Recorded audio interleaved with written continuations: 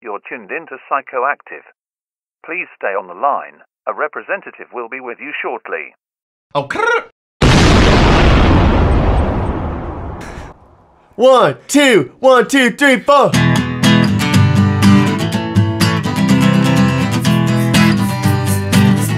The chefs, the chefs, the chefs, the chefs, the chefs, the chefs, the chefs, the chefs, the chefs, the chefs, the chefs, the chefs, the chefs, the chefs, the chefs.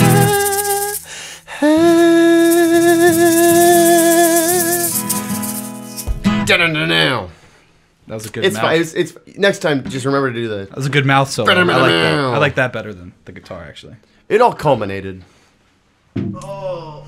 Welcome to Psychoactive. What if that's how The we show. introduced it? Super like The metal. show with hot questions and even hotter wings. We're now a metal band. We're gonna have like blood explosions and shit like that, like really epic sound effects, screams, like death sounds. Did you want to introduce the podcast? Let's get into the show. How you doing, Alex? I'm doing good, dude. How you doing?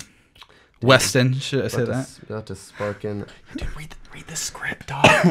Oh yeah, we have a script for this episode because we weren't satisfied with the quality of the last episode. You say it, you don't sound convincingly sarcastic. I was at all. thinking about it. I was like, should we like not break the fourth wall? But then no, we should because that's the But style I'm of our saying podcast. the way you said that just now made it sound like we actually did write a script. Like you didn't sound sarcastic at all.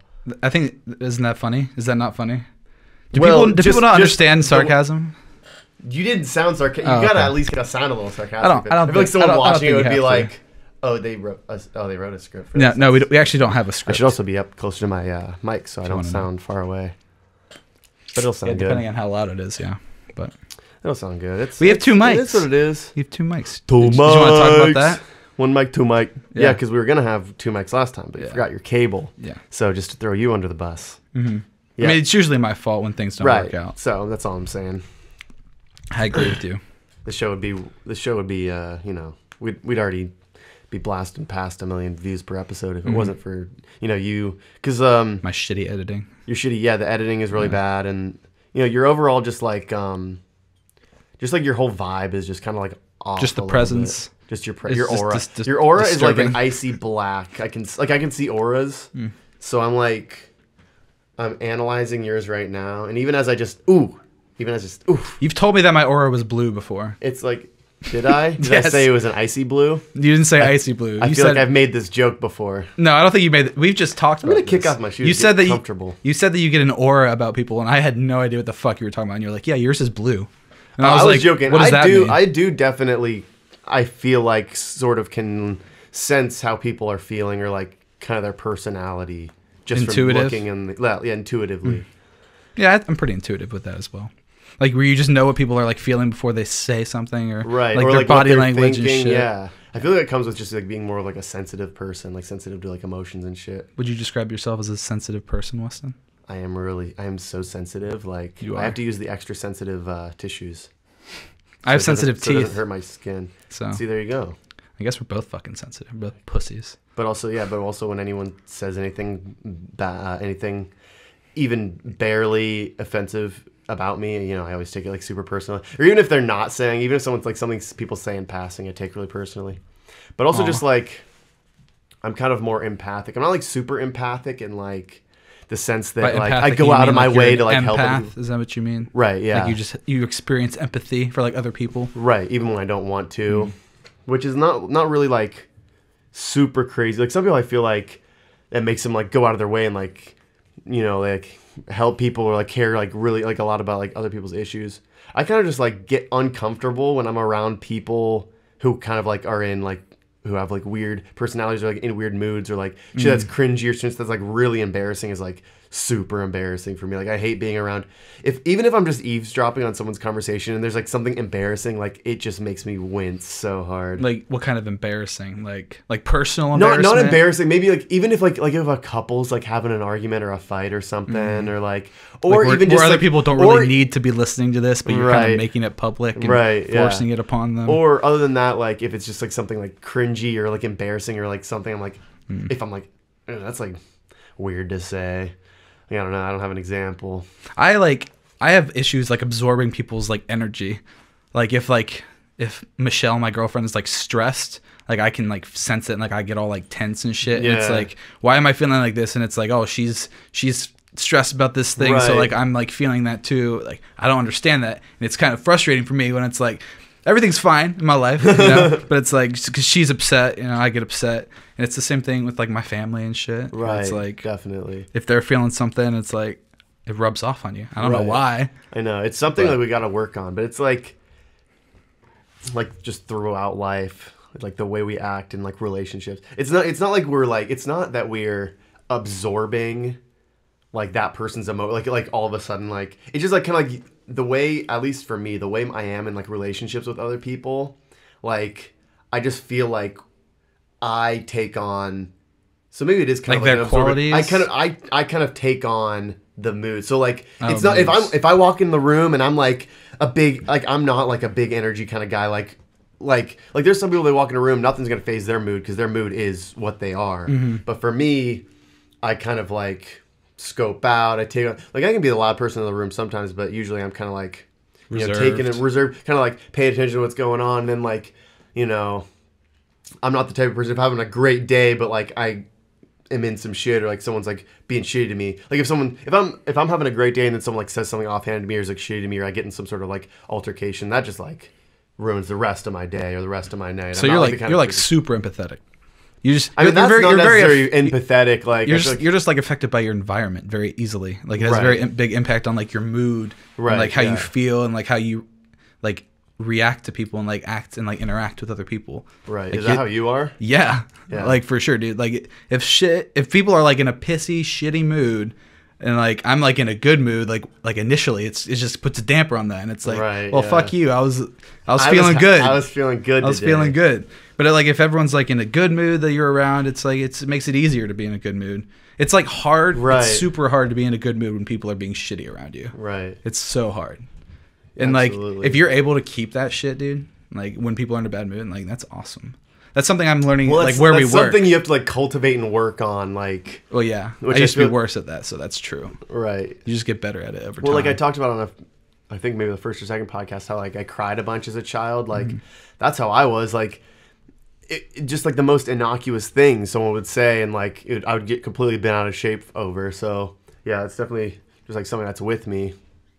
Well, that's just you being sensitive as a kid, though, and it's just kind of transferred into you being empathetic. It trickles down as an adult. Well, I feel like it's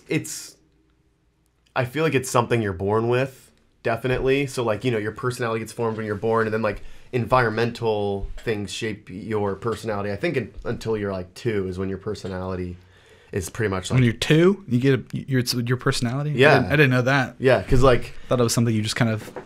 Ever changing. I think your life. I think they say it's like about 2 years old is when like your personality is pretty much set for life. So like environmental factors, but like also I feel like a lot of the ways in which your brain works, or like the ways in which like in terms of emotions and stuff, I feel like a lot of that comes naturally through like how you were born and like your brain makeup and your chemistry. Because I don't know.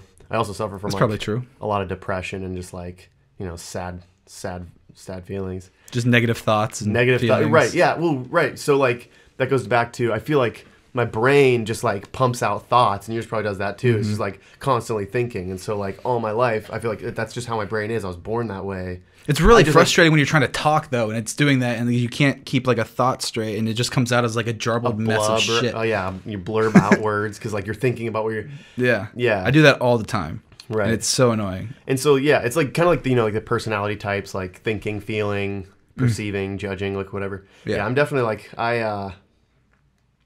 Dude, I used to be obsessed with that test. Analyze things. Like I get like all my friends to take the Myers-Briggs test so I could like know them better and shit. Like I took it like year after year. I got the same one. It was just INFP. Right. So it's like I'm intuitive. That's what I have. Introverted, feeling, perceiving.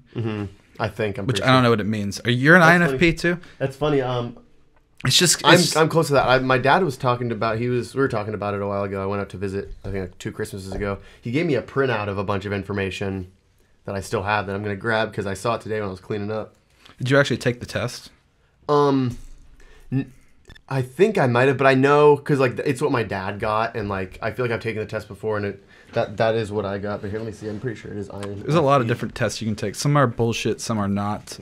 The most popular one is like 16 personalities. That there's like a website called that, but most people like dispute that. Like actual professional psychologists like dispute that because it's like it puts like a flowery light on like each of the personalities and like. It's like you are this, and here's the people that are also like this. So, right. Like, it means right. I kind of definitely take it with like a grain of salt because as you should.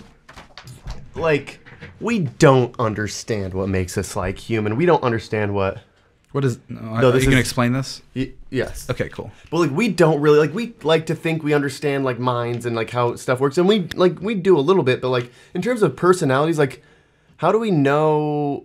Like what we don't know, like what makes you that personality, like how that trickles down into like what child you were to like what personality or like. And everyone's brain's different, and you right. know. Plus, everyone's brain is different, so like it's basically all 16 behavioral things, is what it seems like. Right. So like the questions, first of all, like they're kind of broad enough but specific enough, but like it's still a multiple choice question, so it's not like someone's there interviewing you. It's like taken online. Plus, there's 16 different types. With 7 billion people. Obviously, there's gonna be some variance, right? But it's nice. Like, yeah, you gotta take it with a grain of salt because it's like anything. Like people just like take it. It's like with astrology, people and taking just like, oh, like that's me. I'm like such a Leo. Like, oh, yeah, I'm like INFP. Just blaming their shitty behavior on their fucking INTP, astrology. So I'm more thinking than feeling. INTP, definitely. okay.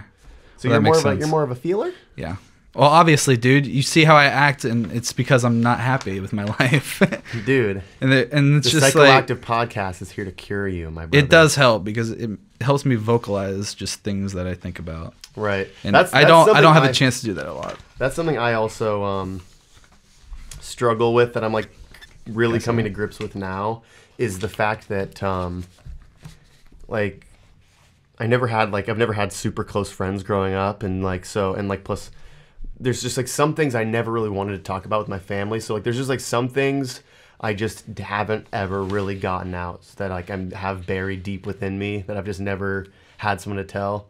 So I'm starting to like realize how much of that is like affecting my moods and stuff, and trying to like at least talk to something like my brother or like you about, you know, or like my sister. I'm talking to my sister more, just to like even just vent or get them out, because like sometimes when there's something you just like want someone else to like validate how you're feeling, just, you know, makes you really kind of sets your mind right when you're feeling. Well, it kind of validates you. It's like, here, it's right. okay to like instead be thinking, of not knowing, because like I'm gonna think about it if something happened. I'm thinking about it 24/7. So I'm thinking, is it good? Is it bad? Am I wrong? Am I right? Like. And it's just there is none. It's just is. It's just know? Yeah, absolutely. So that's beautiful, man. Pretty wild. You been reading Ram Dass, dog? No, I haven't. You've been reading a little bit of dog. You've been listening to some Alan Watts, dog? No. A little bit of Terrence McKenna over here? No. You should. I recommend them all. Okay. Dude, once we move in together, dude, books on books, dude. We're going to the library. And we'll go to the comic book shop, and we're gonna go to the Library of Congress, and we're gonna check out all the books. Just kidding. I try to read sometimes, but I get into modes where I kind of like try and get into the habit of reading, and so maybe I'll have like a book or two I'm trying to like read, but. It's hard. I just have trouble like sitting down. Like my attention is so scattered now, having like my phone and like the computer and stuff, and just like always needing to like go from one thing to the next to the next to the next. So many interesting things in the world, dude. You just need to do it all. Consume. Just need to consume. Yeah. But no, yeah, I need to. I've been trying to get back into the habit of meditating, just because that like really clears my mind, and also just like helps focus me and helps me keep attention on things longer, I feel like. Mm-hmm. What does weed help you with? Weed helps me create creatively, and also dealing with depression. Weed can like be the change in my mood. Like sometimes, like especially at work, because there are a lot of things like at work that'll like set me off. Right. So like there's a lot of days like I come home from work, and you're just like I'm like in a shitty mood. And the thing when I'm in a shitty mood, is like it's like a flip switches, and like flip switches, a switch flips. Is that what you mean? Like you go from good to bad? I think like, they're like both that quickly. A flip can switch. Is that just what you're talking about? No, I'm talking about how like I can't convince my mind that to be happy. Like, I'm in a shitty mood and I want to be angry. You want to wallow? I want to wallow. I'm a huge wallower. Okay. When I'm like angry, when I'm depressed. That. You've probably seen it. But yeah, and sometimes I just come home and I smoke some weed, like it just instantly changes my mood and like just like helps me give like a perspective changing where I'm like, that's fucking bullshit. Like, why am I doing that to myself? Why am I? Why are you allowing those negative feelings? Right. When it's not really that, you know. I don't know. I mean, talking about it definitely helps. I need to see a therapist or something. I'm just late. That's what this is, though. Lazy. Basically. This is kind of thing. Can you be my therapist? Here, give me a hand. Give me a hand hug. Oh, damn. You literally just make them. Oh, you wanted the hand hug. Okay. That's very nice. They literally just. You just need to figure out your own problems. You just have to talk through them. That's all it is. Right. That's all a therapist does, is help you do it. And I have a minor in psychology, so. Oh shit, so dude! we can do this. You've been a therapist this whole time. I've literally been helping you every single podcast. You've been on a secret journey. Yeah. I really like how the smoke is in between us, so it'll like really. That? I don't know if it's making me dizzy or not. Why looking at it? No, not looking at it. Just the smell. The smell. Yeah. Sometimes when you like breathe in it in a bunch, I feel like it kind of make you a little nauseous. Do you want to move it? You can just move it back so we can still be in the frame. It's got to be in the frame. But people need to know we burn, bro. So have your parents ever caught you smoking weed before? Like, okay, wait. Let's start here. When did you start smoking weed? I want to talk about weed right now. All right, here's the thing, dog. So I only smoked pot for the right reasons. I just needed the clarity and I needed clarity. I just needed to see the world in a whole new light, and I did a bunch of research, and I figured out weed was the way to go. So I was a young 15 years old, and I procured some marijuana, and I tried it, and I never did it again. Didn't like it. How about you? Well, I know that story is bullshit, first of all. What 15-year-old does research in weed before they try it? No, none. The nerds, but they wouldn't be burning anyways. Do you have like a story about your first time? So I was texting. You can be vague. Girl. No, I'll be as specific. Okay. I was texting this girl who I had a thing. I was a freshman in high school, so like 15. I was texting this girl, and my brother had been caught smoking pot a bunch, and I still up to that point believed it was like this bad thing. Don't do it. It's drugs. And so it's drugs. It's drugs. Say no. So every time I would my parents would have to go pick him up or something, or he'd get caught or whatever. It was just really shitty, negative emotions, and I'd be because my parents are mad, and then Nathan would be in trouble, and so I was like, oh, that's bad. You just associated that with the weed with the bad feeling. But it was freshman year. I was texting my friend, who's a girl who I had a thing for, and she told me about how recently she smoked pot, and she was telling me about how it was, and what it felt like, and so I was like, I should smoke weed so this girl likes me more. So you hadn't considered doing it before? No, she just said it just instantly flipped the switch in my mind. Switched the flip. It switched to the flip. It switched the flipper. Yeah. I don't know. But yeah, and so I was instantly I was texting her and then found that out. Instantly went to Nathan and I was like, I don't remember what my worst words were, but pretty much I was just like, hey, I'm gonna try smoking pot, it's and Nathan was I'm sure he was ecstatic, right. Oh really? His 15-year-old he had a little bit, a tiny little, yeah, he was had to have been 17, he was a junior. He had a baggie of just barely any weed. Now that I remember, there's barely anything because he probably got a half-eighth and had been sitting on it for a while. Right. And we smoked it out of an apple in our garage. And that was your first time? Yeah, and I don't really remember getting that high. I kind of remember my eyes feeling high, but I don't really remember being high. Mm-hmm. It was only a couple times after that I was smoking with him and his friend under a bridge, the bike path bridge, and then we went to a rec basketball game because some of their friends were in the rec league. Just baked. Just blitzkrieged. I was walking into the rec center and I was just looking around and I'm like, this is what it feels like. What? And this kid we went to school with just looked at all of us instantly and just was oh my god, you guys are all baked, oh holy shit. He was there playing too, and I was I wasn't it was my first time, so I wasn't really in the paranoid mindset of people can't know. I was just kind of like so baked. I was just like, You were just like, kind of whatever. there. Just And I was sitting there, and then like we sat on the bleachers, and I was just like so high. Just like how you like the body feels, and like how you're like especially your first time. everything, dude. especially your first time. You're just like, what? You just get overwhelmed and just this? get washed away and just have to sit Like, there how is this experiencing it? And then now Yeah. it's just normal. Well, now it just makes you feel better. I need to level up to harder things. What do Yeah, you think? I don't know about that. I don't think so. Glass, rocks, I've never found interest in that, which is weird. in doing Anything like more extreme. I shouldn't. That's what I'll say. Right, but I'm just saying, like, people say it's like a gateway drug, and I'm just like, Oh, right. You can just smoke weed and just be fine with that. Right. You don't have to want something more. Well, I feel like it's like the personality type. So like Yeah, probably. the personality type that wants to smoke, that wants to drink, that wants to smoke weed, as they get older, they're gonna I feel like have more of a propensity to do like harder drugs.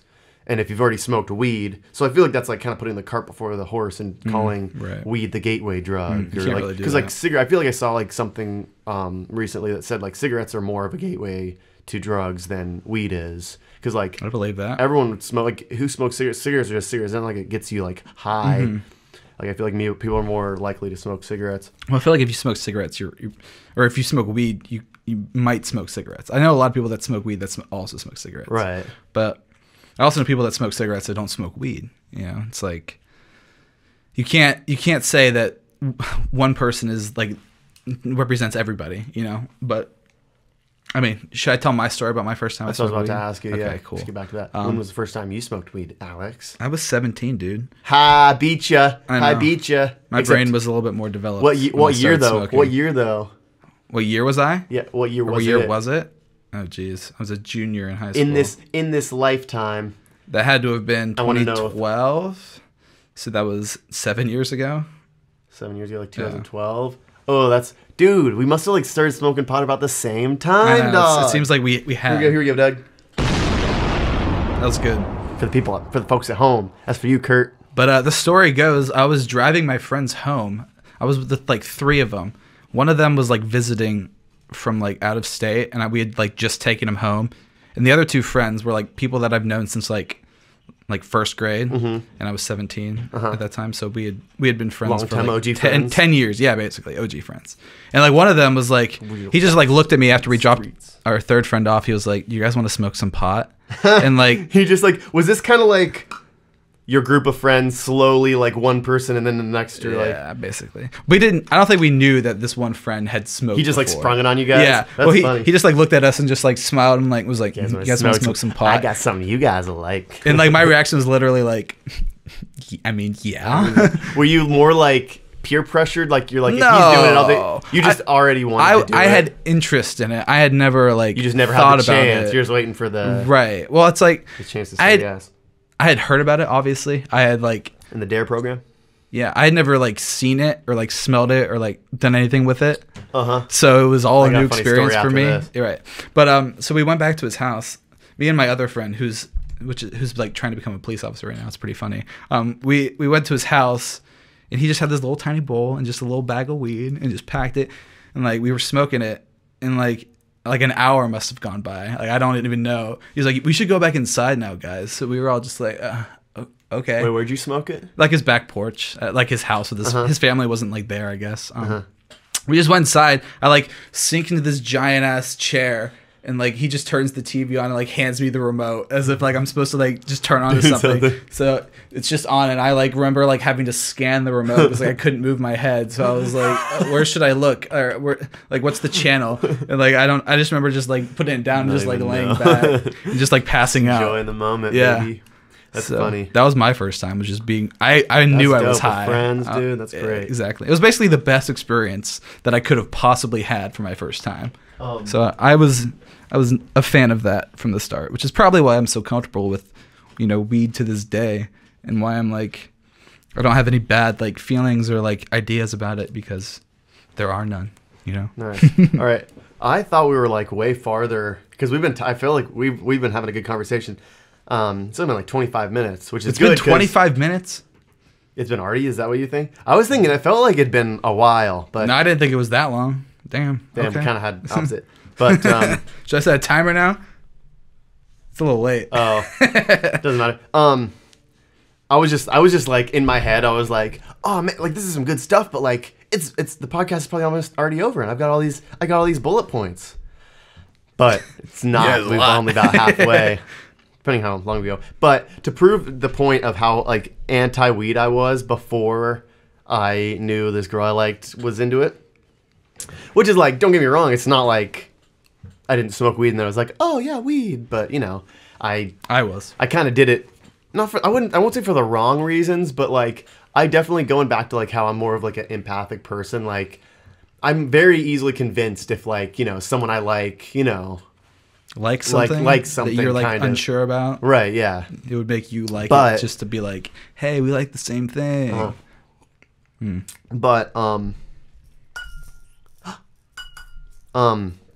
to prove the point of how like against weed I was, so only like a few months before that, Nathan, my brother, he was like his friend called him and like asked if we wanted to hang out, and then like we were like jumping on the trampoline. He's like, "Hey, you want to hang out?" And I was like surprised because like he never asked me to hang out with him.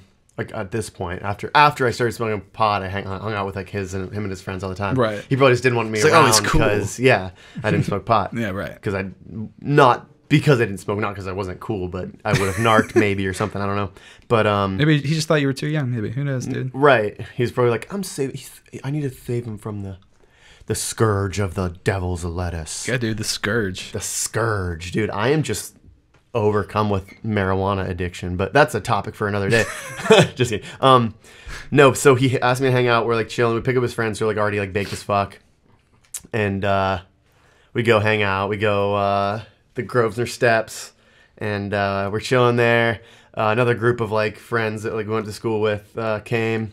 And we're like sitting, and then like after a while, you know, someone pulled out a baggie, started like packing a bowl. This is the first time I've ever seen weed, and I looked at it, and it was like weird because I didn't like get a good glimpse. It looked kind of like green grains of rice, but like kind of like, you know, like leafy, kind of like not like hard like rice is, but that's what it looked like. Maybe like cooked rice, like kind of like green cooked rice. It kind of looked like, I was like, that's what weed is.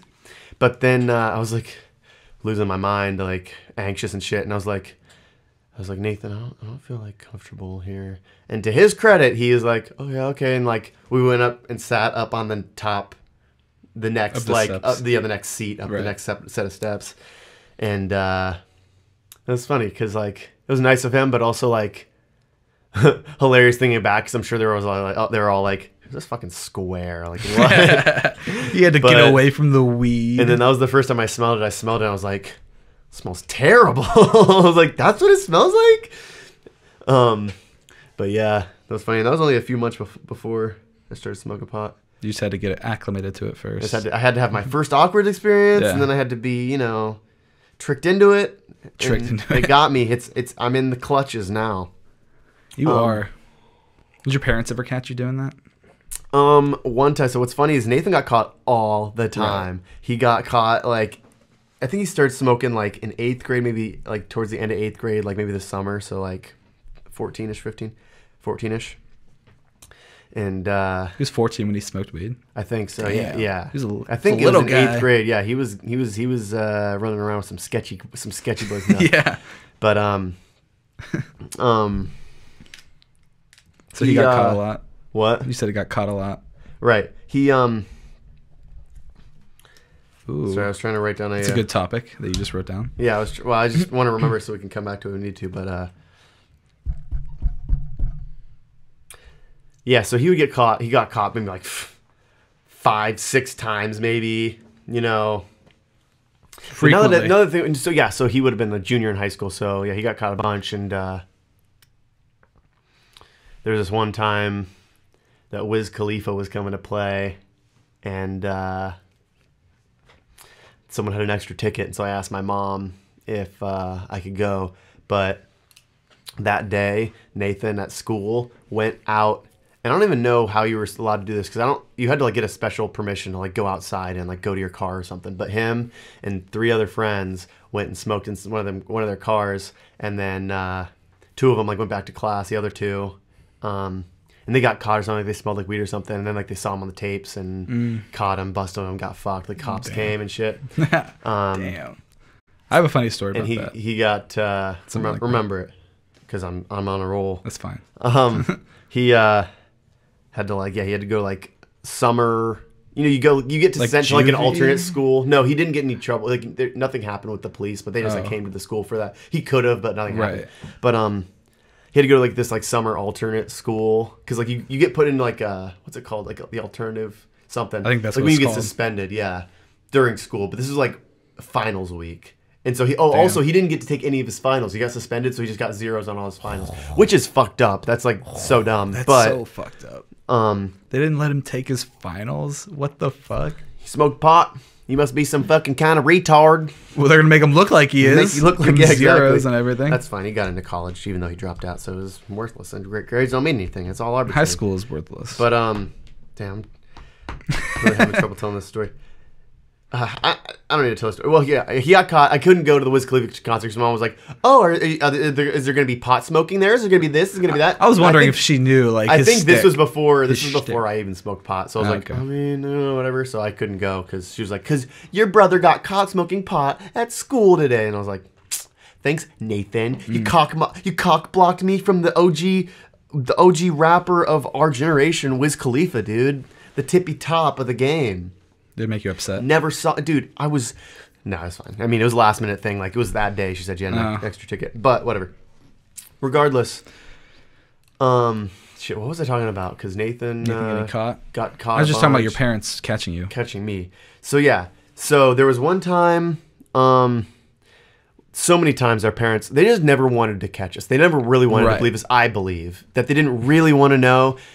It had to be because there were like 2 or 3 times where we would smoke like a fucking fat bong, retarded, so dumb. Like where? Up in our attic, out the window, which is like, obviously you're not going to get all the smoke out. No. And so my mom would be like, "Boys," up the stairs, because like in the attic there's like a stair. Be like, "Boys, what's that smell up there?" Like one time we were like, "Oh, it's like spilled milk." Like we spilled milk one time. Spilled Like milk. Like, all right. But they didn't like come up there or No. anything.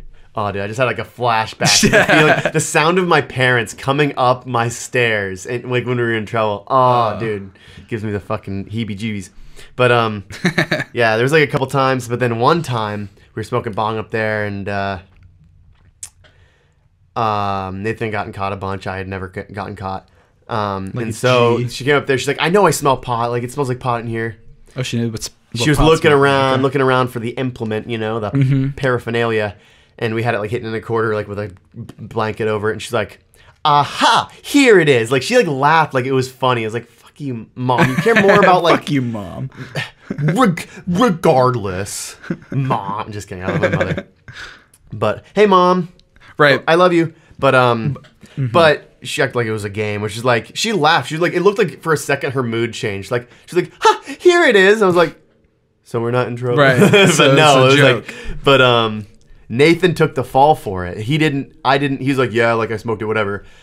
My eyes were probably redder than the devil's dick, but my parents probably didn't want to believe. So like, he got in trouble.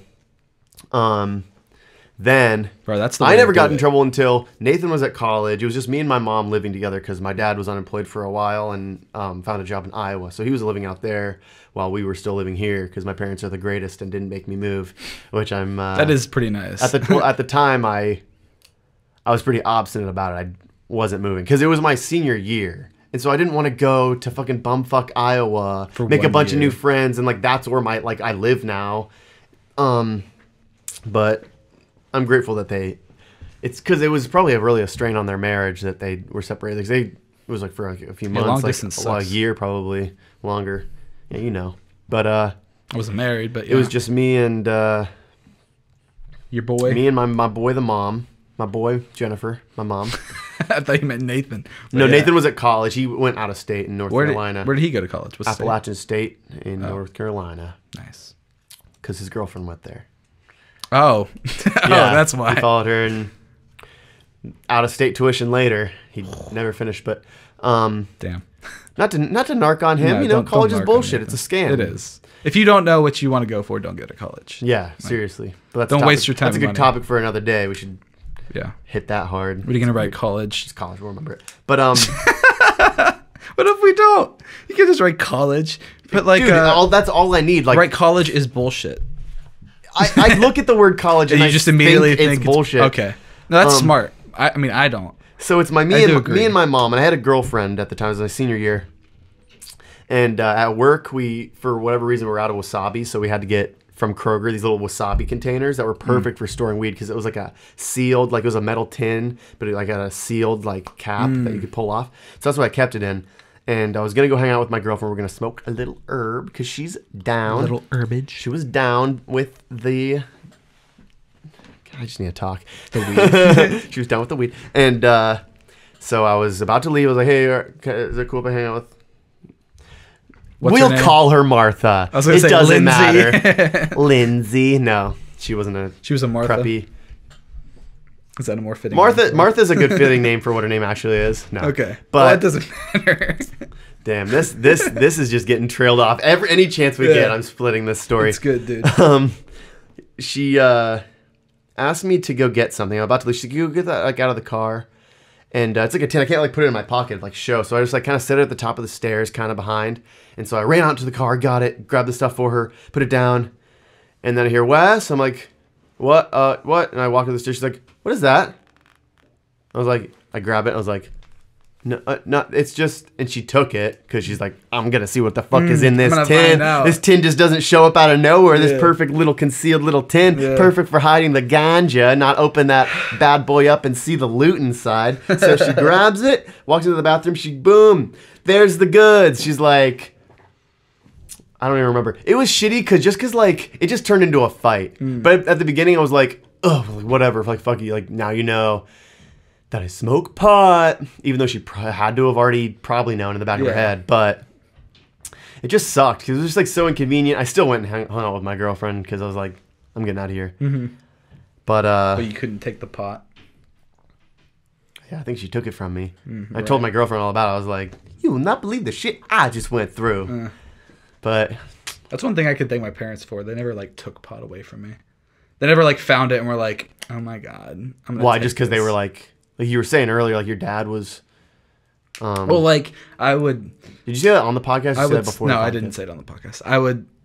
So you got caught that one time. Was that the first time you got caught? Maybe. Now that I think about it, I don't think my mom ever caught us. It was like me. My brother didn't start smoking with me. He started smoking with like his friends, obviously, and then I like had to find out. What do you mean, obviously? That's not obvious. I started smoking with my brother. Okay, well, I didn't start smoking weed with my brother. We got to look at the statistics before we start labeling things as obvious. But continue. Anyways, I don't think the first time I got caught he was there. It was just me and like my friends, and like we smoked in like my car or something, and we just walked inside my house, and my dad happened to be awake, and he would just look straight at us, and he just knew because my dad used to smoke weed, obviously. So he saw my eyes, he smelled us. And he'd be like, "What'd you guys do? What were you guys just doing?" You know, just like he knew. He just wanted to like fucking, hey, you guys, let's talk. But I don't know. Like I told my parents that I smoke weed like as soon as like I basically did because I didn't want them to catch me and be like, "Oh my God!" So they just let you say they were like cool with it. They wanted me to be safe about it because they both knew that it wasn't as bad as people said it was. That's good, which I'm thankful for. Right. But you know. It was nice. That's a lot happier than my story. Yeah. I mean, the thing is, like, I mean, I was raised Mormon, which is a topic for another podcast, but we've probably talked about it a little bit. Maybe not like a lot. But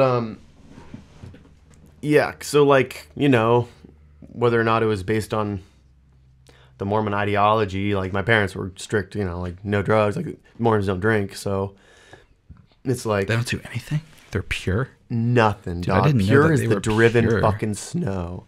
But well, except for all the sugar they eat to you know, make up for all the other vices that are taken away from them. They just eat a lot of sugar? Is that true? I mean, in our family we definitely do, and like I'm sure if you look at the stats, like I'm sure Mormons like indulge in other things, you know, because like I mean everyone has vices. Right. But ting. Oh, Kurt. Okay. Yeah, see, I can't do that. But yeah, it just like being a parent, I feel like I want to I just want to like, you know, you have to be honest with your kids because like my parents for sure didn't really like have a two-way conversation with me where like, you know, we got to know like what each other are thinking. It's like drugs are no. Mm-hmm. If you do them, you're bad. And if you get in trouble, if you get caught, you're in trouble.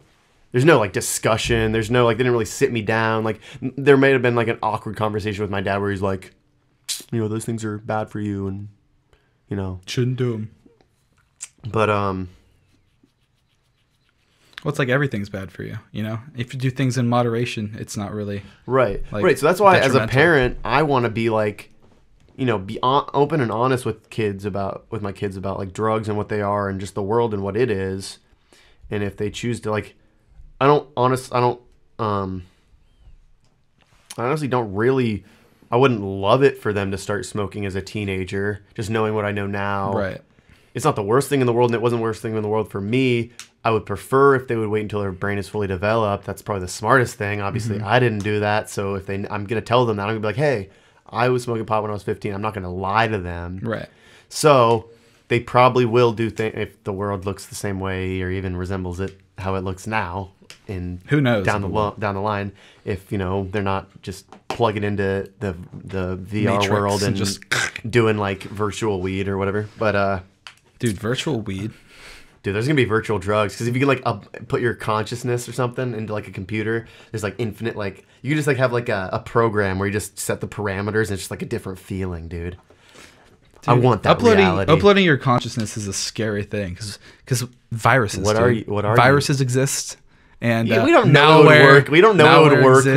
Your entire consciousness is a file. Here, let me bring it up from the oops, the deleted boot drive. It. Whoops, oops, my bad. You're gone. Go to the recycling. It's not there. Can we undo? It's nope. not. I'm control Zing. I'm control Zing. Yep, can't undo. The body's just like laying there, just like no consciousness in it. Yeah, that's a funny joke. It's like, do we have any bodiless consciousnesses? Maybe. Here, let me check stash. In the stash that are just like sitting there like, hello, I'm waiting around here, I'm just in a computer, stuck with my thoughts. No, but if there's a way to upload consciousness, the computer won't look at all like how our computers look. Well, what would it look like though? Would it have to be some? It would have to be because like how much data is up here? Like probably more files worth a terabyte. I wonder. Here, look that up. Oh yeah, that's why we have the computer, right? I wonder if you can measure. Yeah, how much data does a human brain like have? I wonder if there's like estimates or if there's a solid number. How much data? Jamie, look it up. Does a human? Jamie, don't interrupt me. Jamie, how much? Look it up. How much data can a human brain store? Okay. Most computational neuroscientists tend to estimate human storage capacity somewhere between 10 terabytes and 100 terabytes, though the full spectrum of guesses ranges from 1 terabyte to 2.5 petabytes, which is 1 terabyte is equal to about 1,000 gigabytes or about 1 million megabytes. So a petabyte is 1,000 terabytes. So the range from 1 terabyte to 1,000, but that's people agree 10 to 100. 10 to 100. Oh, Jesus. Okay, that's interesting. Oh, damn it, dude! Turn that sound off. That was so discreet. I wasn't even gonna say anything. It was so discreet. I was like, yeah, dude, my boy, taking the snippet of the thing to put on the video later. You already know.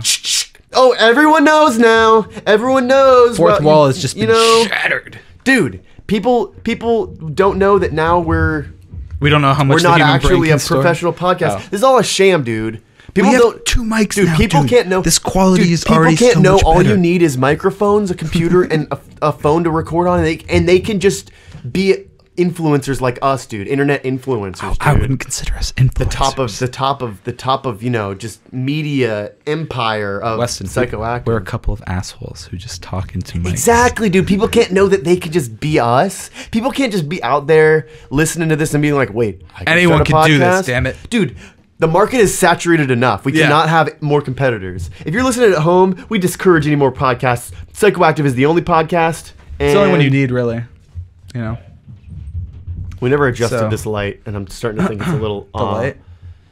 Oh, can you tell? Because look at like my hand is a little too bright, but maybe it would be that way anyways. We don't pause this fucking podcast. Yeah, there's no cuts. There's no cuts. It's live, baby. What do you want it on you?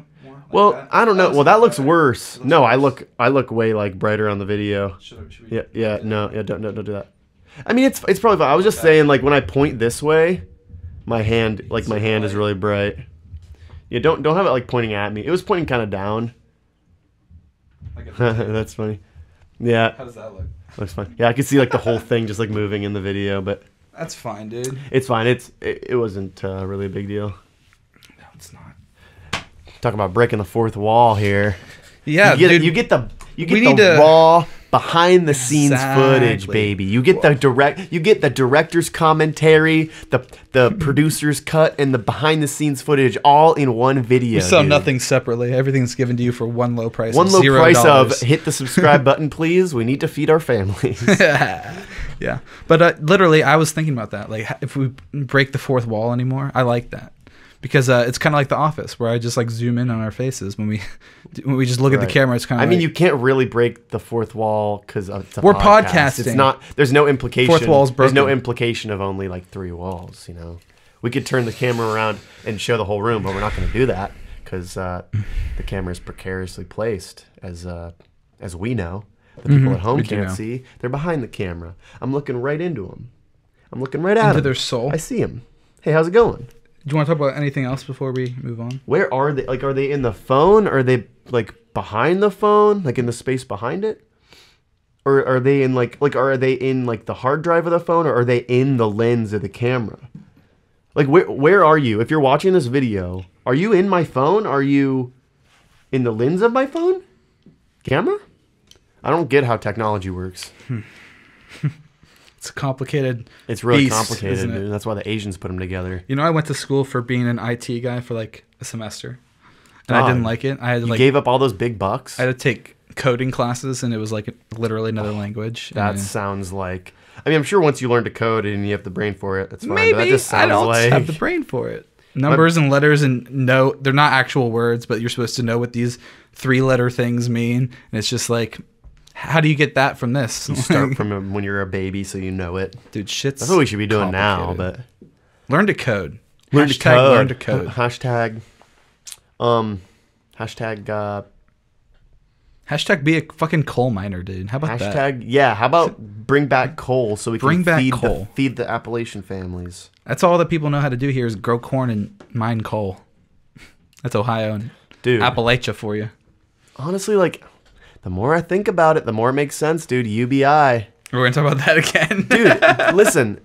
Like, Appalachian people, like, are so fucked. Like, no more work is coming to the Rust Belt. Everything's going to get automated. Everyone's, like, drug addicted as fuck. Everyone's, like, you know... the education systems are shitty, you know. There's not many people, like, small towns just, like, degraded. You have everyone fucking person in the city $1,000, like... They're going to move other places. They're going to, like, improve their location, hopefully. They're going to, like, eat healthier, and their kids are going to eat healthier and shit. And it's just, like, that's what I want to see. Like, because we can do that. Like, you just make, everything is already arbitrary, not in the sense that we can just do whatever we want. Like, it works. But everything's already made up. The system's made up. The money's made up. Let's just keep the system how it is. Give everyone $1,000, which would just instantly fix. Well, especially the people over here. You know, in like the Appalachian people, like, who I mean, also like urban areas, like whatever urbanized, like. Right. Well, imagine. Okay, they say more than half of America doesn't have $500 in the bank to throw at an emergency, so there's no money to move somewhere else and get another job. There's no money at all. Like you know, you're living paycheck to paycheck, if that, or you're on welfare. I feel like they should like scale it. So like people who like need it get more money. Like even like if it's like fucking $100 extra, like yeah, but that I mean I feel like the gang boy would argue that just adds another level of bureaucracy where you'd have to determine who deserves it. If it's just every person gets 1,000, it's just every person gets 1,000. Right. You don't have to do any extra bureaucracy. I'm just imagining the impact that would have on like different societies, like on ones that really don't need the money. It's just they're just going to shrug it off and be like, oh, we just have like where would they invest it more? $1,000, like people with like shitty environments are going to want to like put the money into that to make it better. But people that have already thriving places are going to like here's what I envision put it in other shit. If everyone has an extra $1,000, So imagine all the people who are doing fine right now, or even people our age who are like, you have a job, you know, maybe you're going to college, whatever, you're doing fine.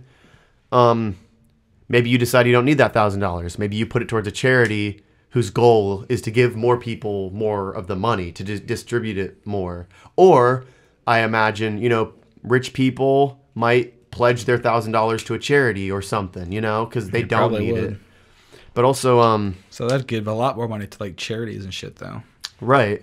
Like other organizations. But also, people like to think that the 1%. So the 1% definitely holds all the money, and it's an atrocious disparity, the wealth inequality that we. It's a massive disparity, dude. Experience, and the wealth stays in hands, but I feel I've definitely seen a like stays in the 1%'s hands. Like people will argue like, oh, the rich always stay richer, like it's the same people. But I feel like that's a myth. Well, once you have that money, it's really hard to just lose it and to just not have it. See, that's what people say. But when you look at this, when you look at the statistics, so Generation 1 makes a shit ton of money. They start a business. They're like a billionaire. They all have kids. Mm-hmm. Maybe all those kids get the inheritance, but maybe not all those kids are doing the same kind of work their parent did to make all that money. Maybe they're just living off of it. They're just, you know, skating by. Just mooching, basically. They have kids. Now, like, say they had 4 kids and each of them had 4 kids. That's 16 people now living under all that wealth. As the generations move, the family doesn't just stay because people crumble. Families crumble. Like, the wealth, you know, people have more kids. People, you know, because imagine, like, a trust fund kid who just, like, you know, gets addicted to drugs. It's like, they're not going anywhere. I'm not saying that's the norm. I don't know the stats on how many people that happens to.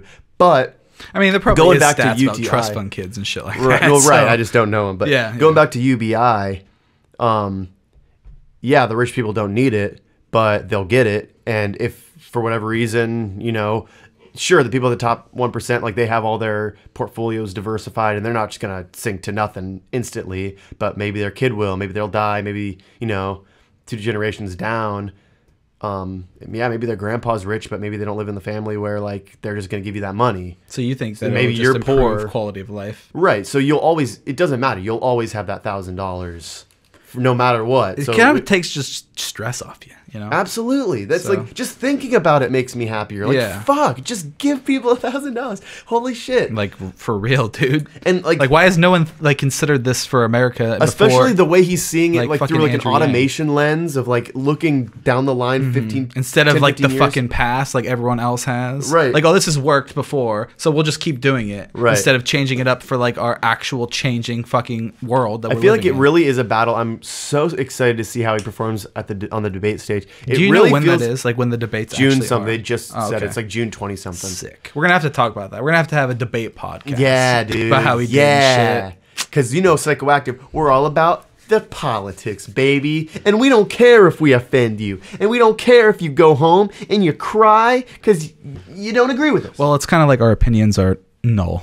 You know, you can either agree with us or not. It doesn't fucking matter. Speak for yourself, dude. I am bastion of wisdom. Well, Weston He who walks the earth, Christ himself, over here with all the Second answers. coming right here. You heard it here first. Second coming of Jesus Christ. Open your eyes. I am him. He is me. God has spoken. He's only being kind of serious. He's not being 100% serious. What were we talking about? I don't remember. Do you want to talk weird. about anything else? I just blacked out for a second. What, the explosion? No, we were literally just talking about universal basic income and the insinuation being that God spoke through me. You're hilarious, dude. I know. People tell me that. People tell me that all the time that I'm really funny. I should try. That's like a flashback to like that second podcast. Did we or talk some about shit. this? We didn't. I don't think we talked about. But no. But I'm. If I had to say like of the people I know, I'm definitely top 2 funniest people of all the people I know, or know of. Oh, know of even. Wow. So you're up like, there. I'll watch comedians. Like I'll put on a Netflix special. You'll just sit there straight face the whole time. Sometimes I'll laugh. Like sometimes maybe every once in a while. If like they every once in a while, say something every funny. once in a while, like a joke will make me laugh. Like, you know, a blind squirrel finds a few nuts. You know, but I just like my level of humor is just so refined. Like. I just don't know how else to put it. I'm just You're just sometimes I don't elite even. member. Sometimes I have to stop thinking because my thoughts will just send me into a laughing fit. I just lose my mind. You're so funny. Wow, dude. Must be hard to live like that, dude. Right hand of God. It's honestly more of a curse than a blessing, but it is a blessing because bitches want to fuck me. Okay. That's what were we talking about before? I'm Jesus UBI and I'm hilarious. and Andrew Yang. That's it. That's all we were talking about. We were talking about like rich people, and then everyone would get it. I thought we were just talking about like what they would do with it, and I feel like some of them would just use it for like drug money. Like, oh, here's my monthly drug fund. Yeah, but at the same time, because they don't really. Yeah, we were talking about this the other day. Like, oh, you mean for rich people they'll use it as their drug fund? Yeah, maybe. I mean, like I feel like poor people would actually. But at the same time, if you're getting it, it's not like everyone's going to allot it. It's just $1,000, and it'll become the norm if it becomes the norm. Oh, I remember what we were talking about. Good job. You cut back on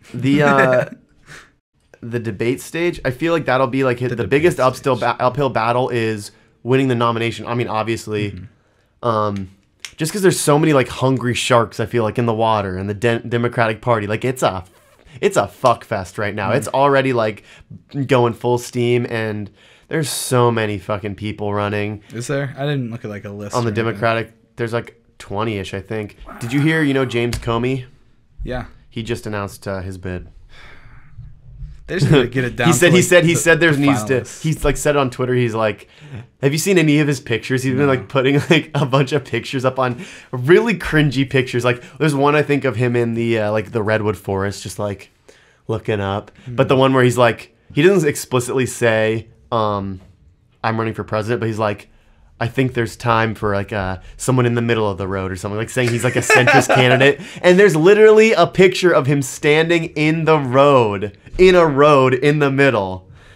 It's dude, that's cringy. The amount of like, maybe I guess some people were like, I mean, I'll just run, who knows? And like, who does know? Like, isn't that what Donald Trump did? Right.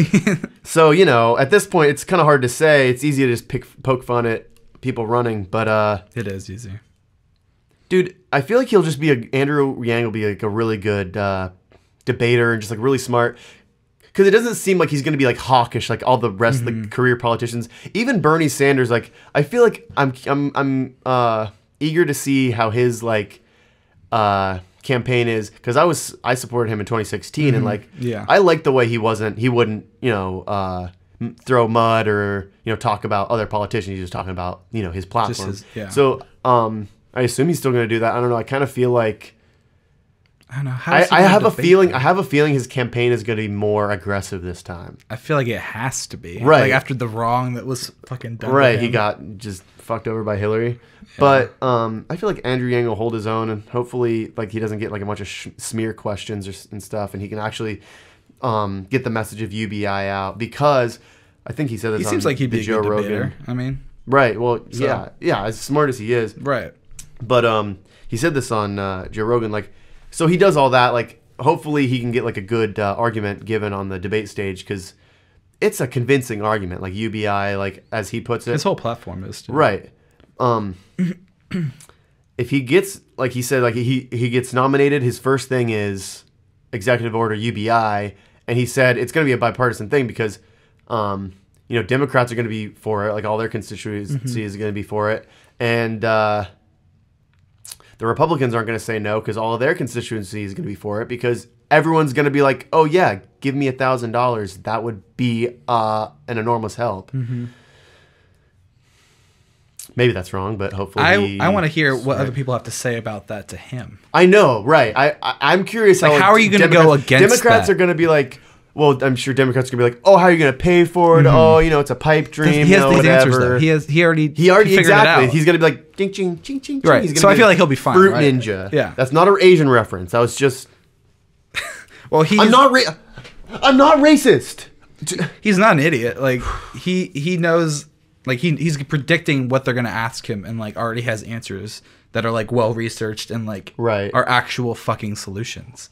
So I want to see so many like Beto O'Rourke. He just like says these vague platitudes about bringing America together and bullshit. Like that's all he's gonna be doing on the debate stage. And like he's a pretty face, and the only reason people know about him is because he ran against Ted Cruz, and people hate Ted Cruz. That's the only reason he's popular. He doesn't have. He's trying to like run like more of like a center, like moderate platform, which is like, fuck you. Right. We don't want like, yeah, I don't know.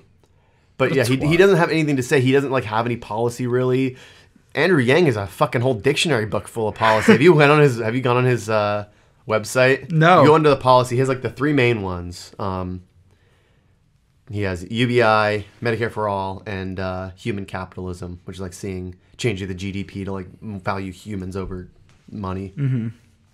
But then he just has like 100 maybe ish of just like different ones you can click on, different policy points of stuff he wants to change. And he's coming out with, I think I talked to this the other day, once a day. Is that and today? Did it start today? I think he just said for the next 30 days. He's been doing it. Okay. But today, so it's April Fool's Day. Mm-hmm. Today he posted one that's like an April Fool's joke that was... Here, you bring it up. If you just go to Yang 2020. It's it's like giving every American 1,000 dogs a month. What's his website? Yang 2020, I think.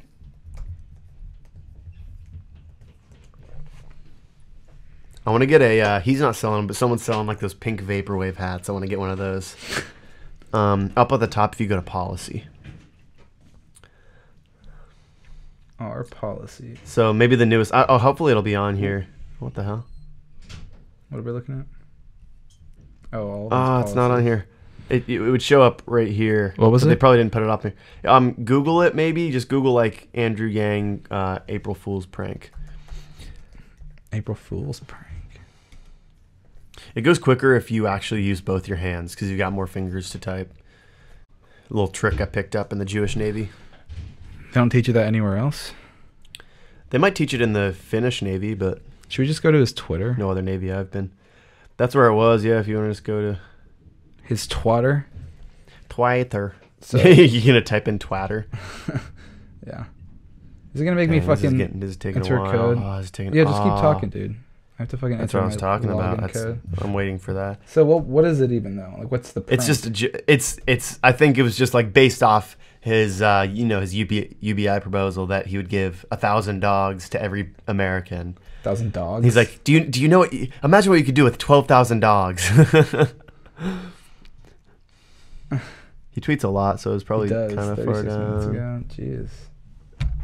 Oh, no, yeah, I saw this from yesterday. So here you go. Up. This campaign feels necessary. Did you think he deleted it? Right there, the canine dividend. Oh, the canine dividend. Click on it. I'll take you to the page. Here, so it reads the brief. GDP continues to go up, while the number of dogs per household has remained stagnant. Nothing would do more to improve the mental health of every American than providing them with 1,000 dogs of varying breeds per month. Free and clear, no questions asked. And then here's the points. Lowers blood pressure, slows heart rates, regulates breathing, relaxes muscles. Wow. And then the quote here from Andrew. Who's a good boy? Yes, you's a good boy. Oh, yes, you are. Yes, you are. Yes, you are. Problems to be solved.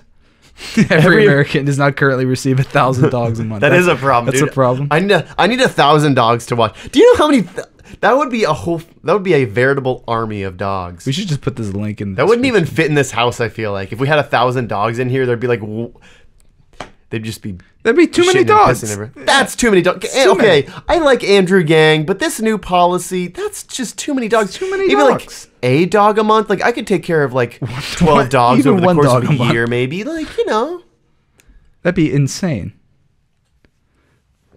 I don't know. As far as April Fool's jokes goes, that gets my comedy stamp of approval. That's a pretty good one. That's a pretty good one, and I hate April Fool's jokes. So. I do too. They're pretty. It's so overplayed at this point. Like all the companies that like reveal their new bullshit. This had to have been one. I saw it the other day, and I didn't think it was because I saw it the other day. But Tinder rather had a video, like an ad where they're like releasing height verification. Like for guys, so girls don't. And I thought it was real because they like released it the other day. But then like someone I think I saw on Twitter was saying today is like just like an April Fool's thing. But I feel like girls would want that. I kind of want to check on. No, that's the thing is I feel like girls would want that. That's what I thought. I was like, this is so fucked up. That it's so. Wait, what was it? Tinder just. Yeah, just search Tinder height verification, and it probably is it's got to be an April Fool's Day. Tinder puts. I mean, Mashable. Hold on. Tinder puts a stop to fake height on profiles. Maybe go to their Twitter. I mean, yeah. See, this is This is the Tinder website. But yeah, see, it was put on 2 days ago. So would it be for April Fools? Maybe. But well, yeah, because it says update Happy April Fool's Day. But they did it before April Fool's Day just that's to like. cheating, Yeah, dude. that's such bullshit. You only get what are you 25 talking hours, about? dude? They got me. That would be a good idea, but here's the caveat. Girls have to have their weight verified. How about that shit? Ooh. Damn. You telling me we can't trust girls with camera angles anymore? Oh, damn. He's blasting the heat today. He's blasting the hot takes. That's nothing against. I'm joking. Nothing against bigger ladies, right. Of course. But camera angles can be deceiving. For sure. You can't really dispute that. So that's kind of bullshit that they kind of put that on before April Fool's Day, and then they're like, "Hey guys, cheating, we're dude. kidding." That's cheating. So this podcast has been going on for like over an hour already. So that's pretty good. Yeah, dude, 65. Did you want to wrap her up, or did you want to talk about more shit? Do I want to wrap her up? We can make an hour just kind of like the average length of the podcast if you want. I don't think we should think too much about it. We don't. They're all varied. It's like 36, 40 something an hour. We could do it. It's just like hard to like. It's hard to like. It's hard to predict like the flow of the I know when you're in the flow of conversation, time is nothing. I feel like we started an hour, so it's pretty good. Yeah, I don't really have any. We didn't really talk about music a whole lot on this one, but we can get into that on the next one. Mm-hmm. That's what I've been like wanting to talk about for the past like 3 months. But what music? It's good. Just like that you listen to, or what? No, like our music. What I told you earlier. I won't bring it up because I don't want. I just want to talk about our own like how we got into like wanting to be musicians, and we can do the next one like that. Right, because that's a big topic. It is.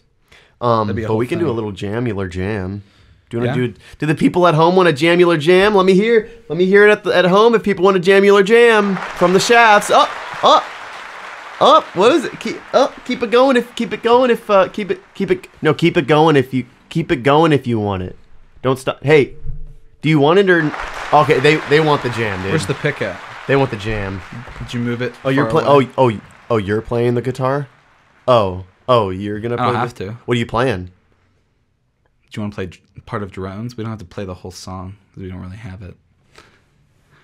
Oh, yes. We kind of talked about playing one of our songs that we've been working on. I forgot about that. Yeah, let's do it. Yeah, hopefully. We only want to do like the first chorus. Well, and that's it. We know the first verse. No, we know. We'll start to open up. Do you know the words? I know the words. I probably won't be able to say the words for that for the like pre-chorus, but then the verse afterwards, and then we do the second chorus, and then we can do like kind of like a breakdown jam, and just end it whenever after the second chorus. I forget what the chords for the bridge were. Oh, I don't. Oh yeah, because we brought in the D, I think, and yeah, it was something like that. It was like. Where did we start? It was like here, go E minor, D. That's not it. I think that was it. You really think that was it? I don't think that was it. Just like place, you're like.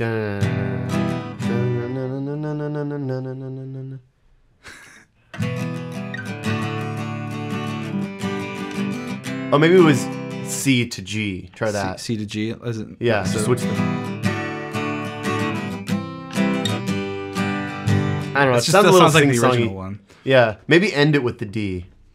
You know what's funny? I threw that away today. It was sitting behind there. I was like, oh, we know this song. I don't need to. Yeah, I forget what it is. Here, let me see it. I think I can remember maybe. We did have it written down. A little bit of live improvisation here. This chair is really effing. Blah, blah, blah, blah. Just hitting everything. Can you hold that, please? And I will move the chair over. Oh, man.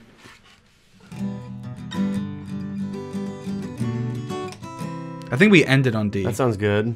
Did we? Yeah, that's what it sounds like.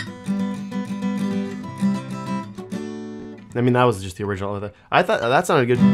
E minor, G, D, C.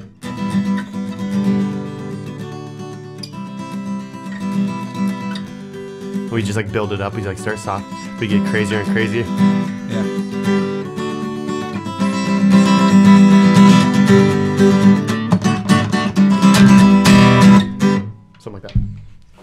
That's the bridge. A little something like that. That's the bridge there. A little bit of flair. A little bit of tang. Add some tang to it.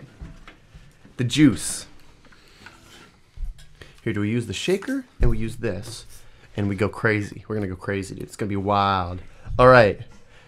An expert performance by.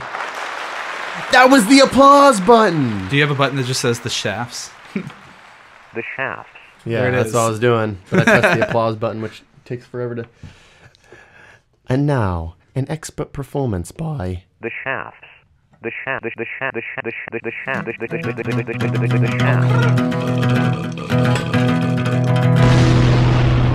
All right. I'm ready whenever you are.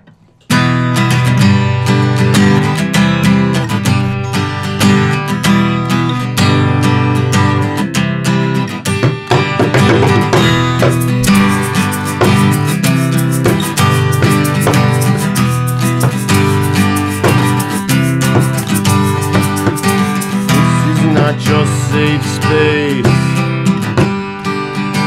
You come here to lose your brain. Never question what you're told. Pray to let your mind get sold. And you're running and you're crying, causing ruckus, causing riots, turning virtue into violence. Give a fuck about the price. And you're running and you're crying, turning ruckus into violence, into violence. Give a fuck about the price. Stones in the sky, tipped in the kids are what they need to survive. Lies telling the kids to despise.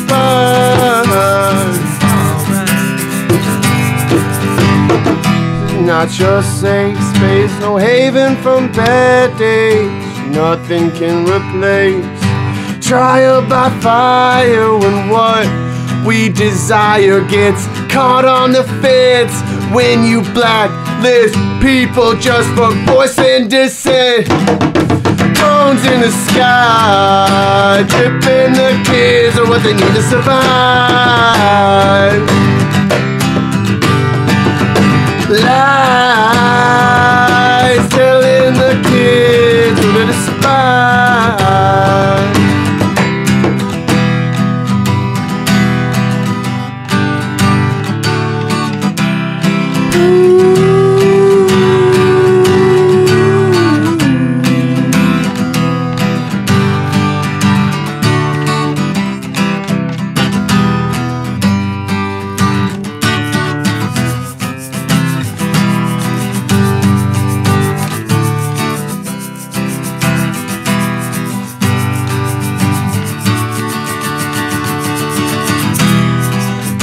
We're gonna do it right there. I thought we were still going to the bridge, but it's fine. I'll just keep talking and make it awkward. Just keep playing. We'll hit it. We'll hit it one more time, okay?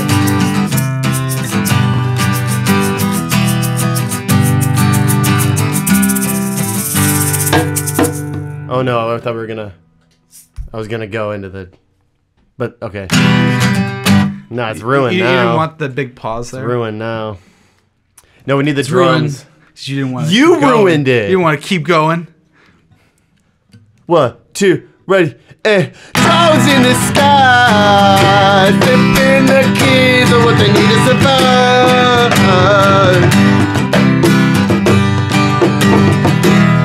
Lies telling the kids who do despise. One more time, Alex, here we go. Drones in the sky, stripping the kids of what they need to survive.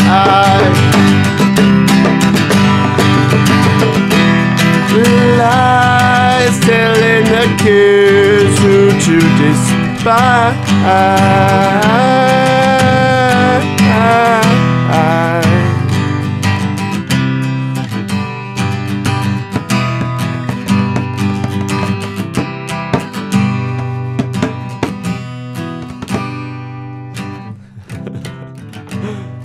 That was fun. See, we just have fun with it. Folks at home watching, this is what you get. We just throw it together, we're having fun. We don't care, it sounds goofy, it sounds wacky, it's whatever, because it's just about the love we share with each other. That's true. This podcast is all about love and acceptance. And that's coming straight from your boy's mouth to your ear holes. Thanks for listening. We love you. Please leave a comment. Please subscribe. Please follow us on everything. Yeah, follow us on everything. We'll put the info down in the doobly about. And shake it about.